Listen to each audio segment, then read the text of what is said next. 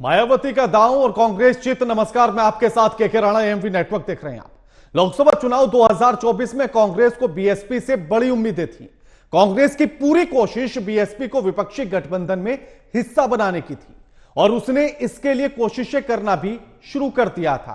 पर मायावती की घोषणा ने कांग्रेस की उम्मीदों पर पूरी तरह से पानी फेर दिया है और साथ ही निशाना भी साधा है कांग्रेस पर भी, बीजेपी पर भी और सपा पर भी, यानी कि अखिलेश यादव को भी नहीं छोड़ा गया। इसी मुद्दे पर आज हम चर्चा करेंगे कि आखिर बीएसपी का अकेले लड़ने का इरादा किसको फायदा पहुंचाएगा और किसको नुकसान पहुंचाएगा। इन्हीं सवालों के इर्द गिर्द आज की चर्चा होगी, लेकिन उससे पहले पूरे माजरे को समझने के लिए रिपोर्ट देखिए।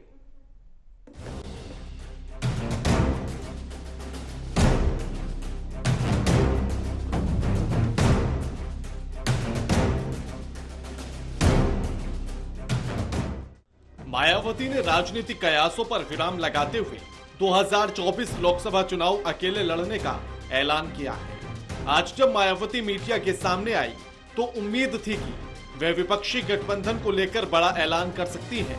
मायावती के संबोधन की शुरुआत में विपक्षी गठबंधन के लिए पॉजिटिव साइन था, लेकिन उनकी बात जैसे जैसे आगे बढ़ी तस्वीर उलटती चली गई। बसपा प्रमुख ने बीजेपी के साथ ही कांग्रेस और समाजवादी पार्टी पर भी निशाना साधा और ये ऐलान भी कर दिया कि उनकी पार्टी लोकसभा चुनाव में किसी भी पार्टी के साथ गठबंधन किए बगैर अकेले ही मैदान में उतरेगी। मायावती ने अखिलेश यादव के खिलाफ तल्ख तेवर अपनाते हुए अखिलेश यादव की तुलना गिरगिट से कर डाली। उन्होंने आरोप लगाया कि सभी पार्टियां अंदर ही अंदर एक होकर साम दाम दंड भेद का इस्तेमाल कर दलितों को सत्ता से दूर रखना चाहती हैं। इनसे सावधान रहने और हर वर्ग को बसपा से जुड़ने की जरूरत है। मायावती ने विपक्षी गठबंधन में शामिल नहीं होने का बचाव करते हुए कहा कि गठबंधन से हमें फायदा कम और नुकसान ज्यादा होता है। गठबंधन करने से बसपा का वोट प्रतिशत भी घट जाता है, जबकि दूसरी पार्टियों को लाभ मिलता है। इसी वजह से देश में ज्यादातर दल बीएसपी के साथ गठबंधन करना चाहते हैं। मायावती के ऐलान से सबसे बड़ा झटका कांग्रेस को लगा है। कांग्रेस बीएसपी को गठबंधन में शामिल करने की हर मुमकिन कोशिश कर रही थी। मायावती के ऐलान ने कांग्रेस की उम्मीदों पर पानी फेर दिया है। Bureau report, AMV network.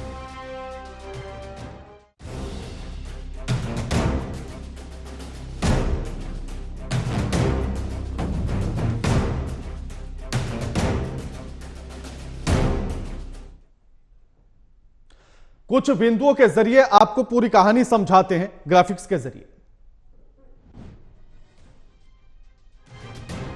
Mayawati का दांव, कांग्रेस चित। मायावती का एकला चलो का ऐलान।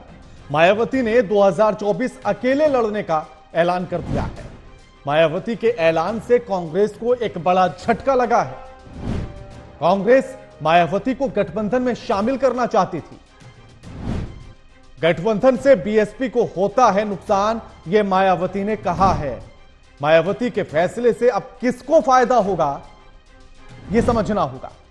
अकेले चलने के पीछे क्या है मायावती की रणनीति, या आखिर मायावती ने जो इतना बड़ा ऐलान किया है, अगर आप पूरी स्थितियों को समझे तो 2014 में बसपा का कोई खाता नहीं खुला। 2019 में गठबंधन में मायावती ने चुनाव लड़ा अखिलेश यादव और आरएलडी के साथ मिलकर, जिसमें 10 सीटें मायावती लेकर गई। यानी कि स्थिति बेहतर नहीं, और यही हालात विधानसभा चुनाव में भी रहे। लेकिन उसके बाद भी अगर एकला चलो की नीति को अपनाती है मायावती, तो इसके पीछे की रणनीति को समझना बड़ा जरूरी है कि आखिर इतनी हिम्मत कैसे। लेकिन साथ ही उन्होंने जब अपनी प्रेस कॉन्फ्रेंस की तो कॉन्फ्रेंस करने के लास्ट तक उन्होंने एक बात और कह दी कि चुनाव जीतने के बाद सत्ताधारी दल अगर उन्हें अच्छी पोजीशन और सम्मान अगर देंगे तो वो उनके साथ आ सकती हैं। यानी कि मायावती एकला चलो की राजनीति सिर्फ इसलिए अपना रही हैं कि वो विपक्ष या सत्ता पक्ष किसी भी पार्टी के साथ जाना नहीं चाहती, लेकिन 2024 में जो विनर होगा उसके साथ जरूर खड़ा होना चाहती हैं। यानी कि किसी भी तरह से वो सत्ता में रहना चाहती हैं और इसीलिए उन्होंने एकला चलो की रणनीति को अपनाया है। उनकी इस पूरी प्रेस कॉन्फ्रेंस को समझने की अगर कोशिश की जाए तो निष्कर्ष यही निकलता है।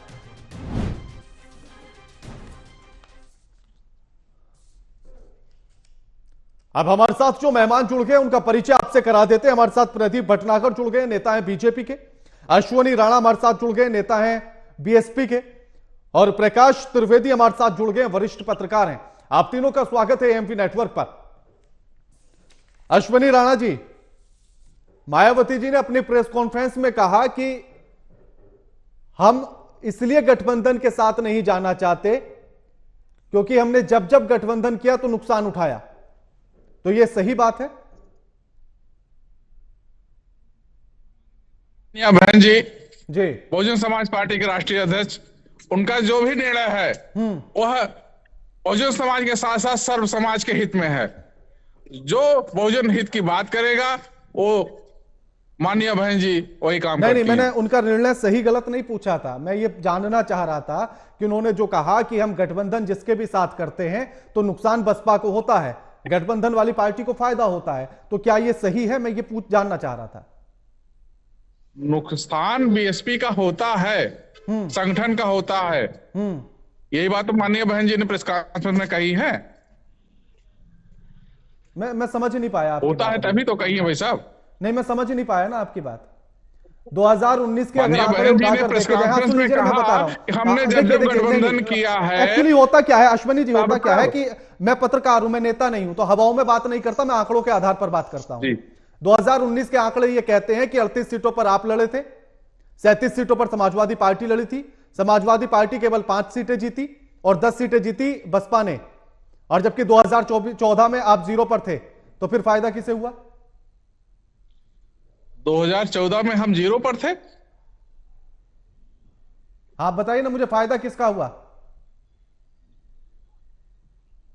2019 के गठबंधन का नतीजा रहा कि 2022 में हमारा बहुत नुकसान हुआ।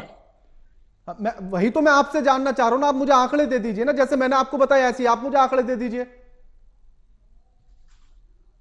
2019 में सपा से गठबंधन के साथ चुनाव हुआ, उसमें हमारा नुकसान हुआ, उसका नतीजा हम 22 में भुगते हैं।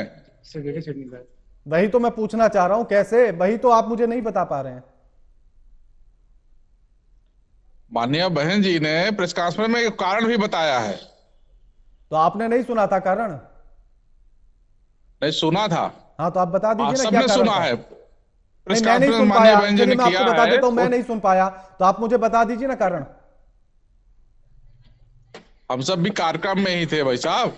तो आप कारण को बता दीजिए ना मुझे। मानवर, हाँ, जब हम अपना वोट ट्रांसफर करते हैं, हमारी बहुजन समाज पार्टी के समर्पित समर्थित जो भी मतदाता साथी रहते हैं, वोटर रहते हैं, वो पूरे मन से गठबंधन वाली पार्टी को वोट करते हैं। अच्छा, और इसीलिए समाजवादी पार्टी केवल 5 सीटें जीत पाती है और आप 10 जीत जाते हैं। समाजवादी चलिए पार्टी ठीक है, मैं अपने लौटता गढ़ में हूं। हार गई। आप थोड़ा सा जानकारी इकट्ठा कर लीजिए, आपको समय देता हूं, मैं लौटता हूं आपके पास। प्रदीप जी। जी, बसपा ने एक और बात कही, यानी कि मायावती जी ने एक बात और कही। उन्होंने कहा कि अगर सत्ताधारी पार्टी 2024 में जो भी जीतेगी, अगर वो हमें सम्मान देगी तो हम उसके साथ जरूर आ जाएंगे। तो ये क्या इसीलिए पूरा खेल किया गया अकेला लड़ने का, कि साथ तो हमें सत्ताधारी के रहना है? देखिए, अगर देखा जाए पिछला इतिहास अगर बहन जी का, तो वो भी अच्छा नहीं रहा। क्योंकि बहन जी भी बहुतों को धोखा देके यहाँ तक पहुंची है, ऐसा नहीं है, और उन्हें भी धोखे मिले। अगर बहन जी सोचे कि वो स्वच्छ रहे तो ऐसा नहीं हो सकता। और चुनाव में देखा भी किस तरीके से बुआ भतीजे का कमिटमेंट हुआ, और इन्होंने बाद में क्या हुआ क्या नहीं हुआ, हमने सबने देखा। तो बहन जी को तो ये चीज स्पष्ट करनी पड़ेगी, आप स्वच्छ हैं, आप ईमानदार हैं, या बहुजन या फिर समाजवादी पार्टी ईमानदार है। आज आप दलित और शोषित की तो बात करते हो, मगर आपका इतना लंबा कार्यकाल रहा, आप 2 बार मुख्यमंत्री रहे, पूरे 5 वर्ष रही, आपने क्या दिया दलित को? आपने क्या दिया आदिवासी समुदाय को, आपने क्या दिया रोहिलखंड को, आपने क्या दिया उस क्षेत्र को जहां सूखा पड़ा रहा, आपने कम से कम वो देखना चाहिए। आज जहां स्थितियां जीरो होने की आ रही है समाजवादी पार्टी की, तो आज वो दिखाना चाहती है कि हम दलित मसीहा हैं, हम इंसान मसीहा हैं। मगर बहन जी का ये भी चीजें बड़ी दूर हो जाएंगी चुनाव में, ये शंकाएं हैं। अब आप अगर करें इसकी बात, जैसे अभी बहन जी ने आज अपने स्टेटमेंट है, उनका आज जन्मदिन है, मैं तो जन्मदिन की बहुत बहुत शुभकामनाएं दूंगा, क्योंकि मेरे सूबे की मुख्यमंत्री रही है वो, और मुखिया रही है। तो थोड़ा सा राणा जी समस्या ये है कि आपने क्या विश्वास दूसरे के प्रति रखा, जो आप आज विश्वास की बात कर रहे हो। एक पॉइंट मैं बताऊं आपको प्रदीप जी, एक पॉइंट मैं बताऊं आपको। जी जी जी। उत्तर प्रदेश में जितनी भी सरकारें रही, गन्ने का रेट सबसे ज्यादा मायावती ने बढ़ाया था। 40 रुपए एक साथ बढ़ाए थे उन्होंने, सबसे ज्यादा रेट। ना तो आपकी बीजेपी सरकार बढ़ा पाई, अभी तक भी आप लोग तो डिस्कस करने में लगे हैं कि गन्ने का रेट क्या तय किया जाए। तो मुझे तो फिर राणा जी चीनी मिलों के बारे में बताइए फिर, तो आप वो भी आपको थोड़ा बताना मैंने तो आपको पॉइंट बता दिया ना, अब आप अपना पॉइंट रखिए। नहीं, वो भी बताना पड़ेगा कैसे बहन जी ने कौड़ियों के भाव 22 चीनी मिलें बेच दी, अरबों रुपए खरबों रुपए की कैसे कौड़ियों में अपने मित्रों को दे दी। माफिया को किस तरह शराब पे 10 रुपए इकट्ठे हो रहे थे, वो भी हमने आपने देखा। निजीकरण का आरोप आप पर भी लगता है प्रदीप जी, निजीकरण का आरोप आप पर भी लगता है। देखिए, अगर आप देखिए, हमने चीनी मिले बंद नहीं करी, उन्हें विकसित करिए बंद को, मगर सपा और बसपा ने सरकारी धरोहर को किस तरह नीलाम और बेचने का काम किया, वो हमें इस पूरे देश से, अपने प्रदेश से मुश्किल होता है जब काउंटर सवाल आ जाए प्रदीप जी, बड़ा मुश्किल होता है काउंटर सवाल आ जाए, तो आप इसीलिए सवाल बदल गए मेरा। प्रकाश तिवारी जी नहीं मैं लौटूंगा आपके पास, लौटूंगा, आपकी हंसी सब कुछ बता गई। प्रकाश तिवारी जी, एकला चलो की राह पर मायावती निकल पड़ी हैं, इसके पीछे की पूरी रणनीति क्या समझ में आती है? त्रिवेदी है। हेलो जी बिल्कुल, आवाज आ रही है आपकी प्रकाश जी। हाँ, प्रकाश त्रिवेदी नाम मेरा है, त्रिवेदी। हाँ, प्रकाश त्रिवेदी जी। हाँ, वो तिवारी एक बार जरा ठीक कर लीजिए, गलत चल रहा है नीचे। प्रकाश त्रिवेदी नाम है।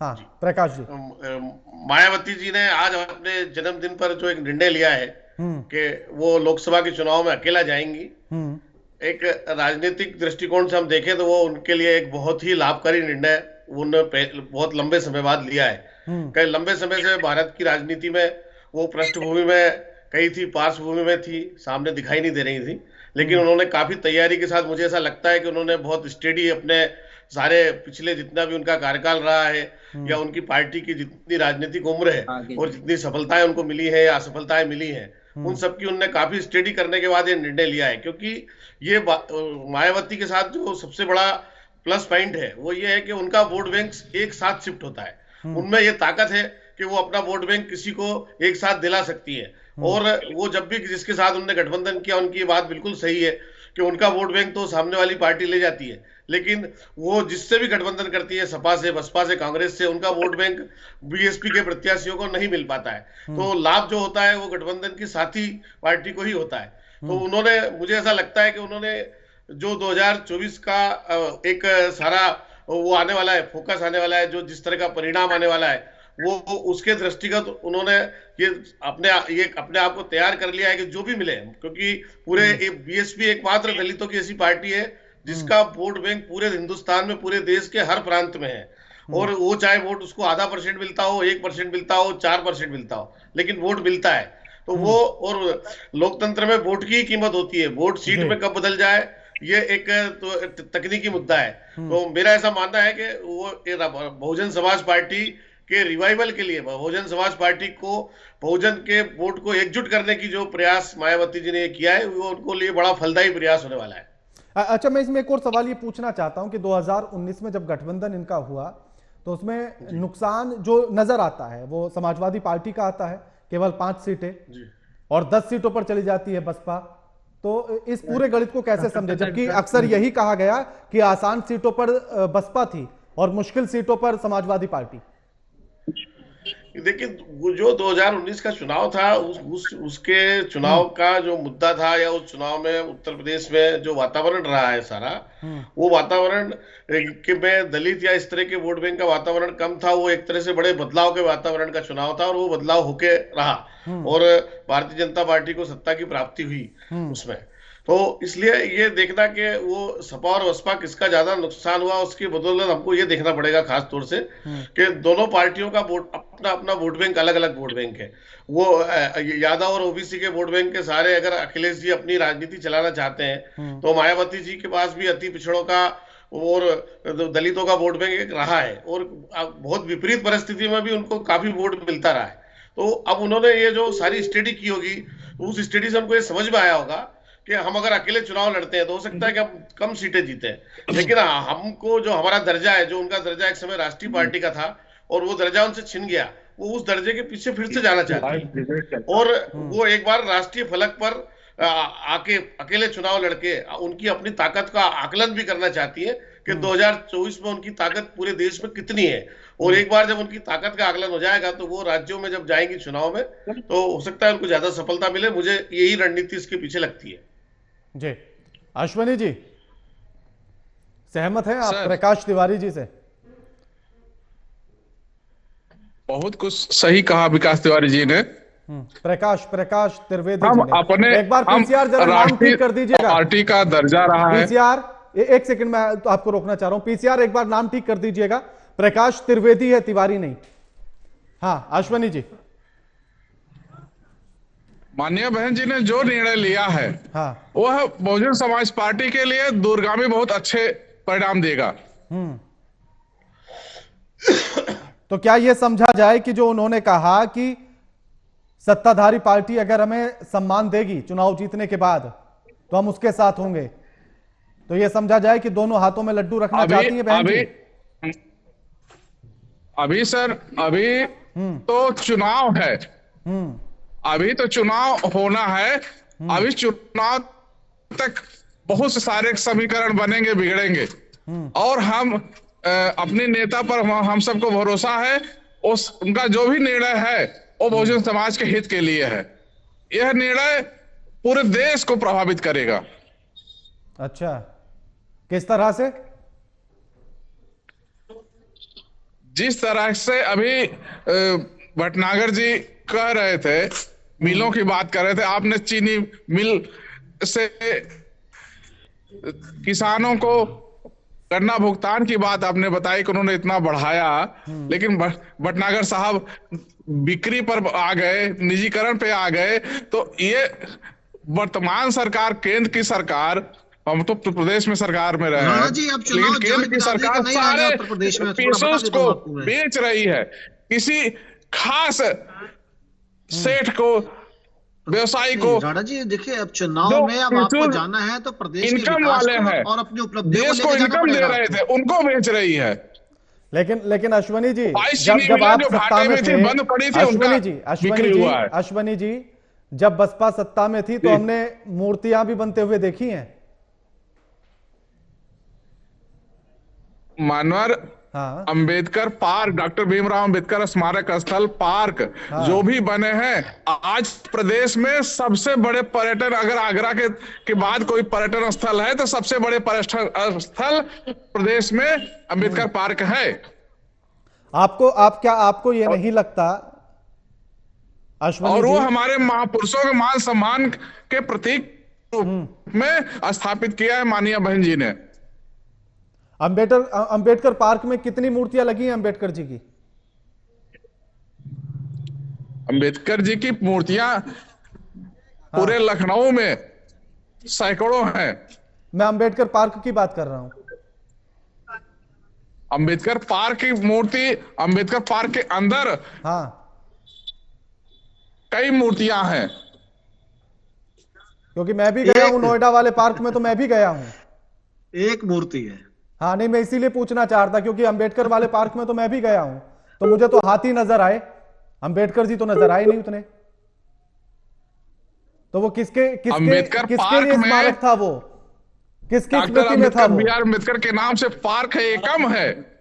और उन्हीं की मूर्तियां नहीं हैं है अंदर, और उन्हीं की कच्छ के मूर्तियां अंदर नहीं है। मूर्तियां हैं, महापुरुषों की मूर्तियां हैं। ठीक है प्रदीप जी, मौजूद इतिहास को उकेरा गया है। ठीक है ठीक है। राणा जी को थोड़ा सा राणा जी को बताना पड़ेगा कि मूर्तियों के विषय में पूछा गया है, जिनको अपना अनुयायी समझते हैं, जिनके आप नाम यूज करके राजनीति के कुर्सी तक पहुंचे, आज वो कहां सिमट के रह गए और आप कहां हो। हाँ प्रदीप जी, मैं आपके पास आ रहा हूं। मेरा सवाल यह है कि अक्सर ये देखा गया कि दलित वोट अधिकांश बीजेपी की तरफ शिफ्ट होता है, तो अगर अकेले लड़ेंगी तो आपको फायदा होगा या नुकसान? राणा जी, मैं आपको छोटी सी बात बताऊंगा। अब प्रदेश के अंदर या देश के अंदर ना हिंदी भाषी क्षेत्र खास तौर बता दो, अब जाति बिरादरी नहीं चलेगी। भाजपा और भाजपा के कार्यकर्ताओं ने ऐसा ऐसा काम कर दिया है, घर घर जाके भी यहाँ पे तो विकास पे वोट मिलेगा। आप उपलब्धियां बताइए अपनी, आपने क्या करा है, आप क्या देंगे, आप क्या करेंगे आप जनताओं के लिए। ये जब बहन जी मायावती हो चाहे अखिलेश जी जब सरकार में थे तो इन्होंने बिजली पानी पर राजनीति करी है। आज प्रदेश में बिजली पानी की राजनीति नहीं कर पाएंगे, मेडिकल पे राजनीति नहीं कर पाएंगे, आज ये हाईवे पे राजनीति नहीं कर पाएंगे। आज इन्हें ढूंढना पड़ेगा नई चीजें कि आप काय पे राजनीति करेंगे। आज इन्हें राजनीति का स्तंभ ढूंढना पड़ेगा कि आप आएंगे तो किस बिहाफ पे आएंगे, क्यों लाया जाए। आज दलित स्वर्ण मुस्लिम की बात ही नहीं है। गन्ना मूल्य पर जरूर चर्चा कर सकते हैं। ये मैं गन्ना मूल्य के बता दूं आपको मैं। हाँ। अगर गन्ने की बात करते हैं, अगर सरकार कोई डिसीजन लेती है गन्ने के पैसे बढ़ाने पे, 140 करोड़ जनता जो चीनी खाती है उस पर भी ध्यान देना पड़ेगा साहब, और उनके भुगतान पे भी ध्यान देना पड़ेगा। ऐसा नहीं है। लेकिन प्रदीप जी, चीनी खाने से ज्यादा किसान का गन्ना बिकना जरूरी होता है। मैं अगर राणा जी अगर छोटी सी बात कहूं, अगर आपने गन्ने की बात करी है, पश्चिमी उत्तर प्रदेश के अंदर 80% गन्ना उत्पादन है। हाँ। अगर उन्हें सही रेट नहीं मिलता या उन्हें पैसे नहीं मिलते तो फिर भी 80% गन्ना उग रहा है, 90% तक गन्ना उग रहा है। प्रदीप जी, मैं भी किसान का बेटा हूं और किसानी को समझता हूं, तो उसके पीछे के तमाम कारण मुझे समझ में आते हैं, लेकिन मैं अभी उस पर चर्चा नहीं करना चाहता। प्रकाश त्रिवेदी जी, मैं ये जानना चाहता हूं कि अगर अकेला अब मायावती चुनाव लड़ रही हैं तो इसका फायदा किसको मिलेगा? क्या बीजेपी को फायदा मिलेगा या नुकसान होगा? तो इसका फायदा मिलेगा, और इस दृष्टिकोण से मिलेगा कि जो वोट बैंक दलितों का, जो गैर जाटो दलित वोट है वो तो बीजेपी को मिलता है, लेकिन जाटो वोट भी जो मायावती के चुनाव में ना होने के कारण या कमजोर होने के कारण शिफ्ट होता था, वो दूसरी पार्टियों को चला जाता था, सपा को या कांग्रेस को, मायावती जी को जाएगा। तो निश्चित तौर पर उसका रणनीतिक रूप से जो फायदा है वो भारतीय जनता पार्टी को मिलने वाला है। भारतीय जनता पार्टी को मिला, तो क्या इसीलिए कांग्रेस को एक बड़ा झटका माना जा रहा है? बिल्कुल, कांग्रेस के लिए खास तौर से हम अगर उत्तर प्रदेश से अलग बात करें तो जो आदिवासी राज्यों में कांग्रेस पार्टी को मायावती जी का चुनाव लड़ने के कारण काफी नुकसान उठाना पड़ेगा, वो चाहे मध्य प्रदेश हो, राजस्थान हो या गुजरात हो, क्योंकि कई सीटों पर मायावती जी को काफी बड़ी संख्या में वोट मिलते हैं बहुजन समाज पार्टी को।